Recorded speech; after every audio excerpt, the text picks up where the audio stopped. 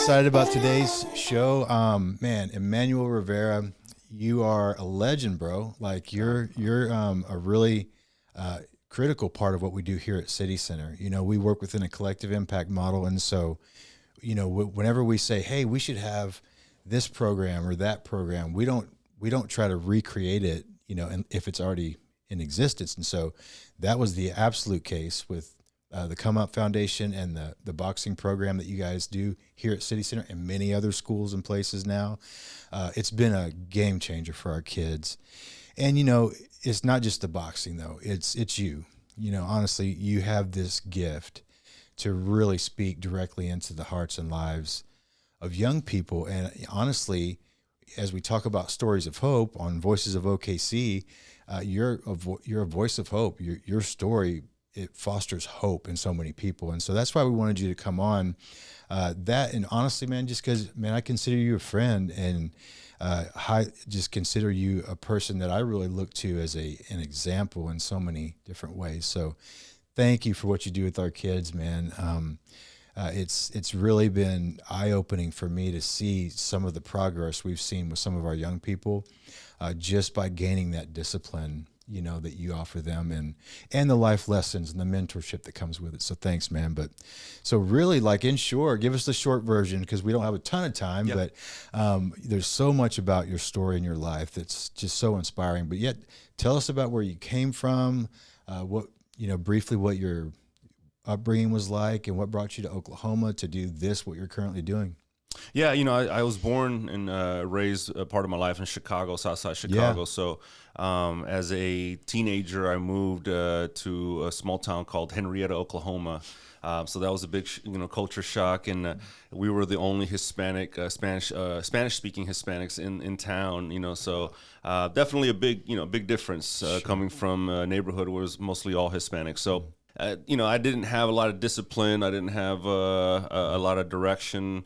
Didn't have the role models in my life necessarily to point me in the right direction. So, I did some things that I regret. Went through some troubles. You know, my home was raided. And there was a lot of things that in my life that made me kind of change where I wanted to go. So long story short, as soon as I graduated, I barely graduated. I lived on my own when I was 16, but I barely graduated, and I went to sell magazines door to door. That taught me a lot of lessons. The whole magazine thing was all kind of fake. They ended up ditching us, and one of the girls took some money, and so there was a lot of things in those years that really, there was a lot of lessons. Let's just say that, a lot of lessons. And so I started doing mixed martial arts, started competing and just doing backyard boxing, actually, in Las Vegas. And I realized I may have a talent here, and started training mixed martial arts, man. And I started dealing with some heart issues, in these last 5-7 years, and I had to stop fighting. So that's where the Come Up came in. I was a part of a nonprofit called Life Change Ballroom about 10-15 years ago. And it was the same concept as a Come Up. And we would go and teach dance. So salsa, merengue, foxtrot, you name it. My parents were salsa competitors in Chicago, so I thought maybe it was in my blood. So so I went and got trained for it, and I just love working with kids. And many years later, we came up with the Come Up Foundation, man. And it's again same concept, but through martial arts instead of dancing. So that's how it came about. That's crazy. So let me pause real quick. I'm going to clarify what everybody just heard. Yes, you are a mixed martial artist. You teach boxing out here at City Center for young people through the Come Up, but you also taught ballroom dance. Yes. Okay, you know what's funny? Every time I tell people about your program that you have here for us at City Center, I'll give you one guess ask for you to guess what else he teaches. Nobody ever gets it right. Yeah. I love that, though. You got to be light on your feet as a fighter, though, so that makes sense, man. So I got to hear this. So what is your current existing record in mixed martial arts right now? In total, in boxing, in amateur, in professional, in total, it's 20-4. Wow. Yeah. So, I was blessed enough to be able to compete, for a while. up until the medical stuff happened with my heart. So, Sure. yeah, I mean, I got to get some good experience. Yeah. I still got to experience some of the higher level, competition for Bellator, LFA. So yeah, it was a great experience. Martial arts is really what taught me what real hard work and real discipline was. Yeah, and that's something I respect so much about that whole discipline and experience is that, a lot of people think, oh, you're going to make kids violent or you're going to do this. Well, actually, it creates discipline in them that actually helps them avoid potential fights or altercations because they have the confidence to know that they don't have to fight. They can, but they don't have to, So I love that part of it. Share a little bit about that. How's that?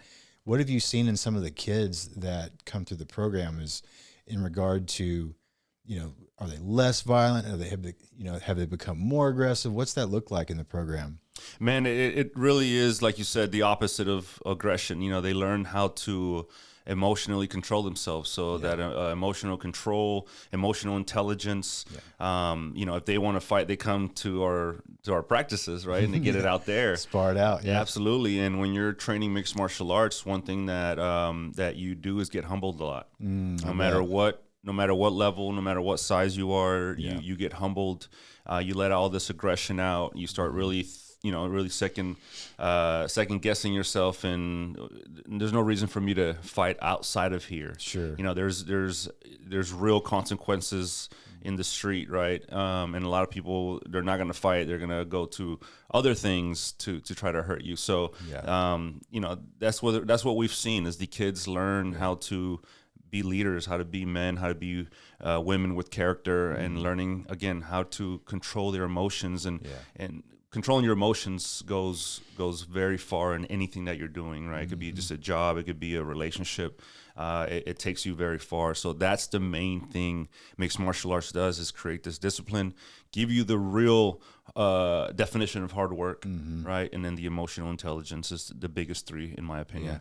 Yeah, that makes sense. Just that ability to push through mentally that you develop, that level of discipline can be life-changing for people, because I think a lot of times we get to the threshold of the thing that we're supposed to take hold of and really live in. But mentally it's like, man, I feel like I'm going to break here, Yes. And I'm sure those disciplines can break you in some ways in a good way that strengthen you and build you back up. So that's such a valuable aspect of what you do that I feel like is definitely helping our young people get prepared for that next step in life. Well, we're going to take a really quick break, and we'll pick right back up after we're done with this. But then I can't wait to hear more of your story, man. I'm excited. Awesome. Thank you. Well, all right. Well, Coach E, I call you Coach E. I know Yes, your sir. name is Emanuel, but Coach E, you're Coach E to me, man, as well as the kids here at City Center. But, I'd love to hear more about the Come Up. It's a phenomenal program. Teaching such valuable principles to our young people and building their confidence, but there's a mentorship process in the whole thing. And honestly, what you're doing is you're instilling hope in these young people that we have here at City Center. So I just want to hear, how did the Come Up come about? What started that and what led you to want to launch that? Yeah, the Life Change Ballroom really opened my eyes on what we can do. I got diagnosed with Graves' disease, and for the longest time, I didn't know what was wrong. They didn't know what was wrong. So basically, my heart was running marathons throughout the day without me trying. But long story short, that things happen for a reason, right? And sometimes God puts you on a different path, and I don't regret any of it. I mean, this is the path. I get more gratification doing this than any competition I've ever done. It's seriously the changes of the kids. So the biggest part is, creating leaders and martial artists in that order. The leadership is really the biggest thing. We have an anti-bullying curriculum. Awesome. We have a leadership curriculum. So we really try to finish the class with these curriculums and really get to the kids. I always say the mixed martial arts is kind of that worm on the hook. Yeah, it's the connector to the actual life change. Exactly. Stuff, So we focus on that part, good. and connect with the kids, get those barriers down, and really get these kids to open up to us, and let them know that they can trust us and that we want the best for them. So the concept was do we open a gym? Or do we, do we create relationships and create hubs? So that's the way we went. We, instead of opening a gym where they're just servicing, they're kind of doing a gym's doing the same thing, servicing kind of the area around them. So we try to do, or we did create a structure where we're creating relationships with people like you guys, organizations like you guys that have the kids, right, that have room for a program like us. We got accepted by Oklahoma City Public Schools as well. Incredible. Huge milestone for martial artists in general. There's always those post-training talks with the martial artists, and everyone talks about how this should be in schools. So we're finally in the schools. We're doing 5 days a week at John Marshall. So we're an elective option for the kids there, which is great. And other schools, we're working on doing the same thing, but for now we're 1 or 2 days a week taking over PE classes, what we do there. Wow.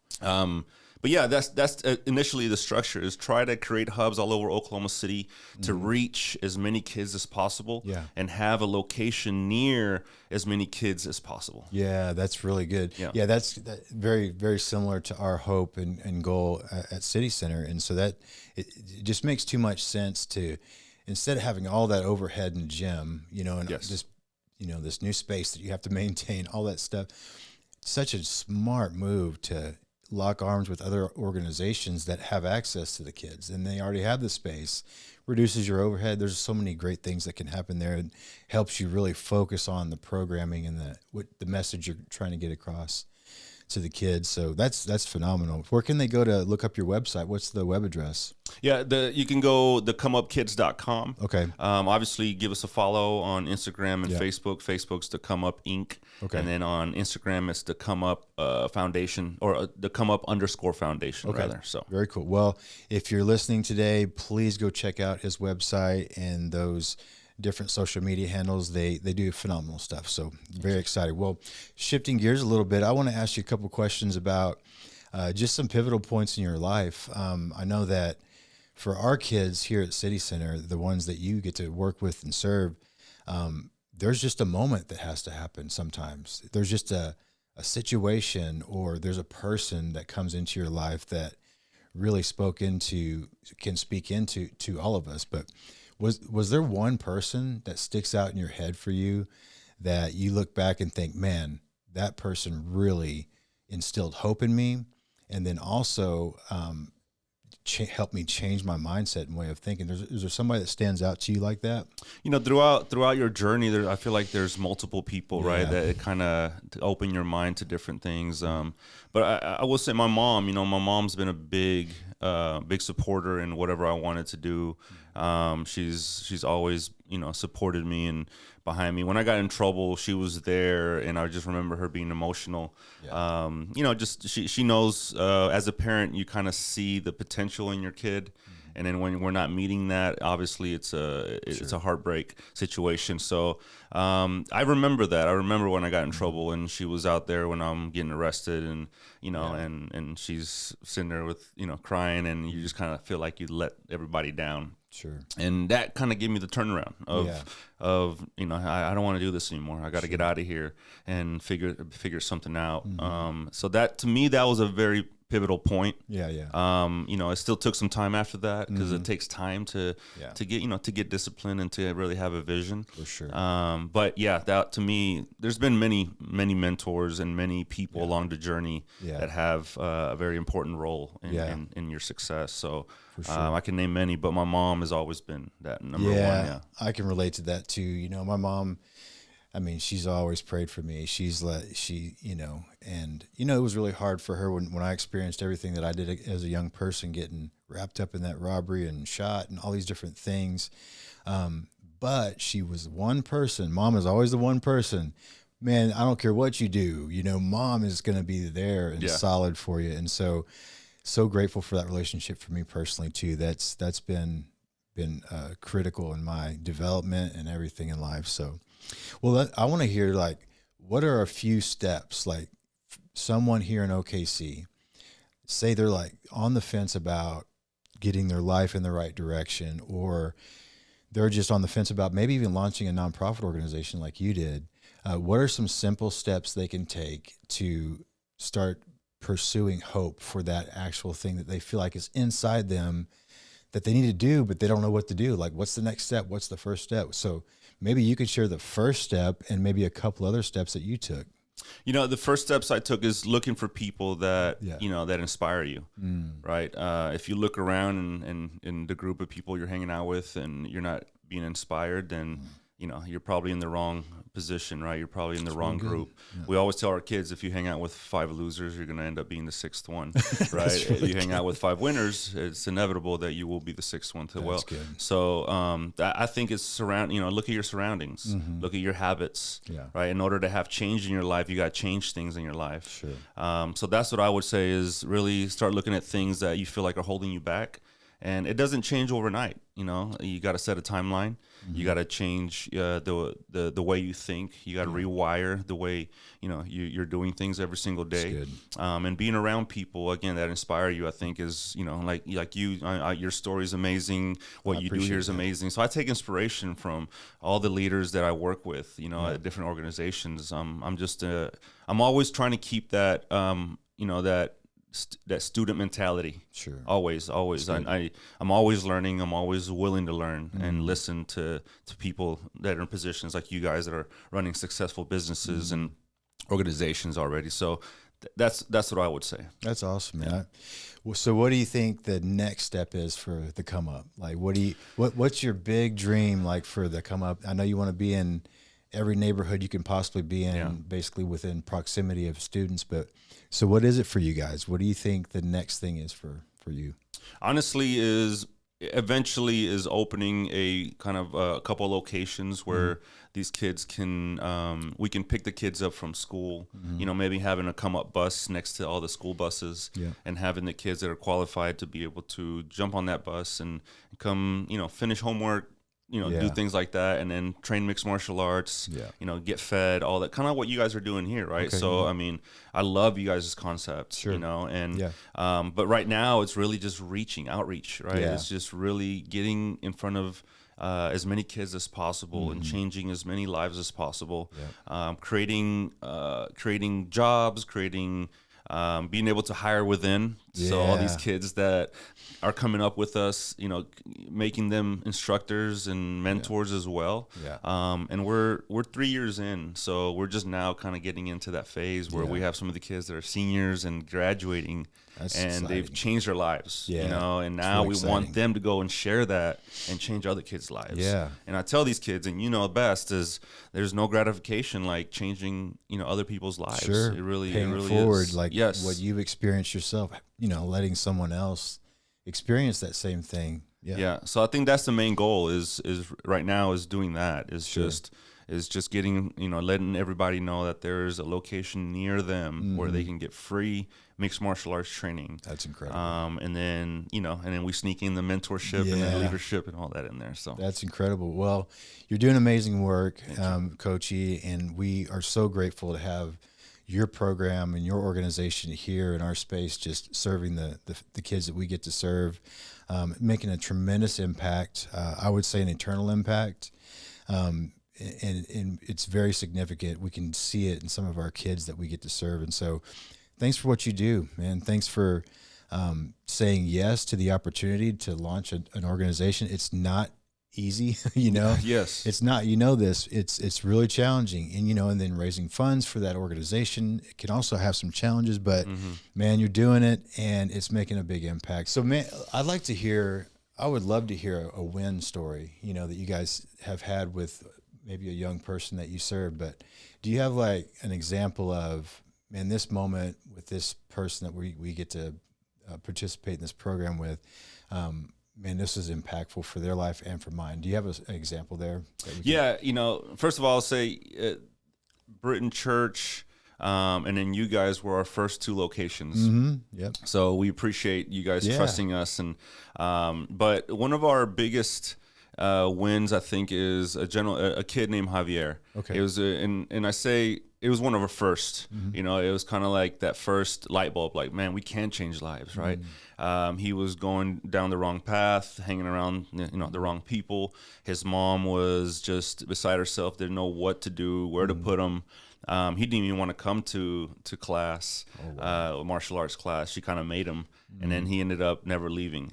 You know, so we've seen his grades go up, and this is multiple. You know, we have many kids that obviously, but he stands out because he's kind of one of our first ones, and he's the one that kind of showed us like we can do this, and it is possible, and we're doing we're on the right track here. Sure.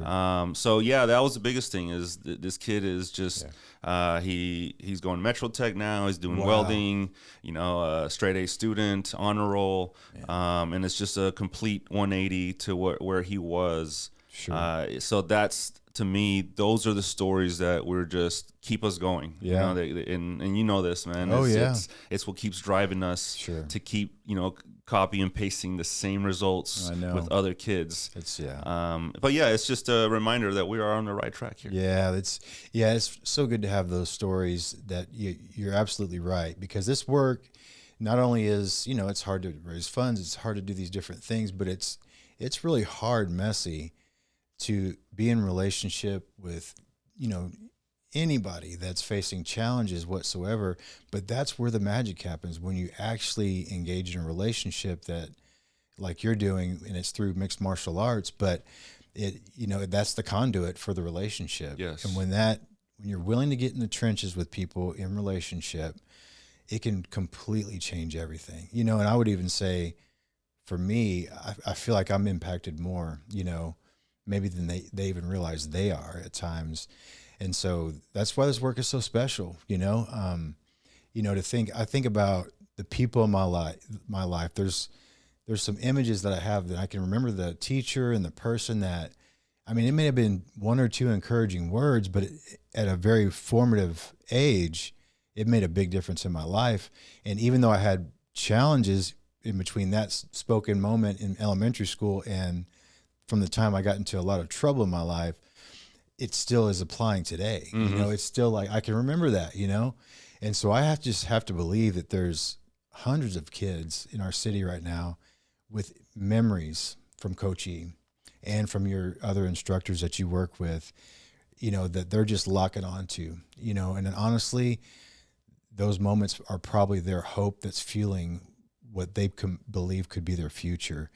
And so just such a powerful thing that you're doing in such a powerful way. And I love that we're just seeing so many young people gain the confidence they need to be successful in life. And so, on your point that you were saying, the kids that you impact, sometimes you don't know that you impact them at that moment. Right. Kind of like your example where you remember that vividly, but many years you still remember that message, right? And it still applies. I've with Life Change Ballroom and with the Come Up, you'll get kids running up to you at the grocery store or at a drive-through or whatever and say, "Hey, yes, I remember you because of you. I'm doing this," and you get thanked many years later sometimes. So sometimes that you're doing more than you even know, and sometimes you get reminded many years later because they never were able to express that to you or didn't get a chance to.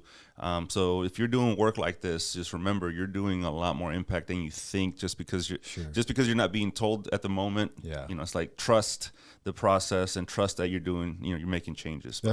That's a really good reminder for all of us. We can never underestimate any small act of kindness, but especially you can't underestimate the impact you're having when you're speaking directly into young people in anyone's life. And, I don't know what that's going to look like someday when we get to, be in a place where we start hearing all the people that we were so privileged to be a part of their life in some small way. That's why I take this work so serious. It's such a powerful thing we get to do, because we're literally helping shift perspectives and helping form complete worldviews for young people and what they even believe about themselves. So I see that in you too. You don't take the work lightly. You realize that this is something that's impacting people's lives for a long time to come.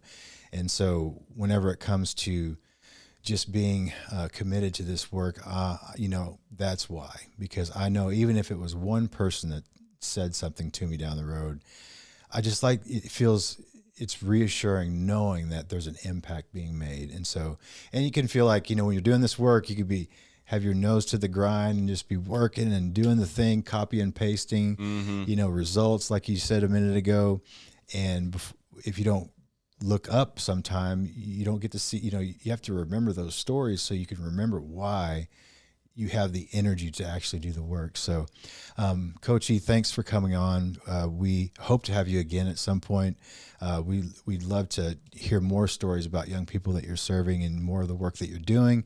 And I can't wait to see what's next for you guys. I'm excited about the idea of you guys scaling and expanding into every neighborhood that you possibly can, in every school and every facility, and hopefully having a couple of actual spaces for yourself at some point. I look forward to hearing all those stories because I know they're going to happen. And so, again, thanks for coming on Voices of OKC. You are definitely a story of hope and someone that is a pillar in this community. So thanks so much, Coach. Thank you so much for having me. You bet. Have a great one, man. Thank you.